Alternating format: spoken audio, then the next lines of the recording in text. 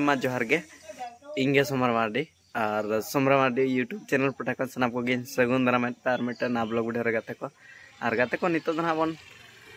अबो अतु कान गया नवा दो और नवा बिजेतरा ब्लॉग रे ना मेना आकात अबो नवा जोड़ा पुखरी अतु गे ना और नवा जोड़ा पुखरी अतु रे ना चेलका डंगरी खुंटे तबो हुयुक कान तबना आले अतु रे और ओकलका बांगा जोता देखावना नवा वीडियो तब कंटिन्यू गतान पे जहां के पे नावे खान लाइक शेयर सब्सक्राइब साथे बेल आइकन को दबा तरका पे और ओकलका ना खुंटा हुयुक कना ओकलका बांगा कमेंट माध्यम ते बड़ा हचिन पे और इन भविते ना बेस गे ना बनाव तबन तो और जहां के जदि आले अतु नितुम बापे बड़ा का इना खान दो नवा वीडियो रे ना मेंशन का कना और आले अतु नितुम दो हुयुक कान तबना जोड़ा पुखरी जहां तना बिजेतरा ब्लॉक रे मेना आकात गाते को और जहां के जदि निदा नितो पे आदो खान दो माने नते पे हेज कोआ इना खान हैरान खान पे इन ठन पे फोन दाड़ा तबना और फोन नंबर दो ना मैसेज इन पे ना एनखान इन भेजा पे ना तो ठीक है गाते को लाबन ते냐 वीडियो बन एतब काले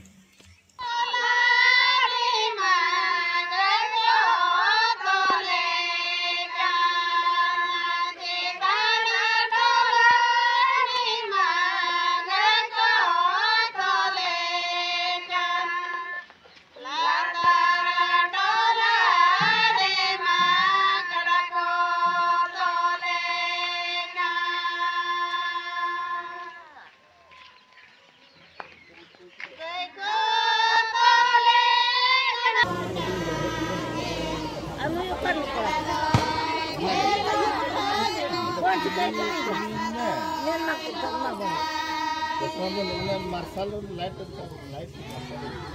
वाला होता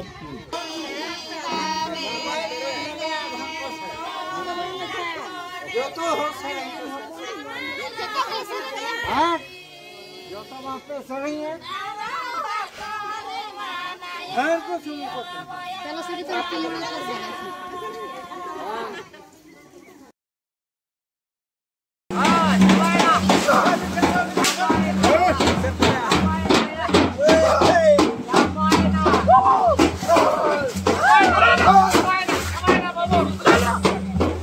Chawala, enak ya?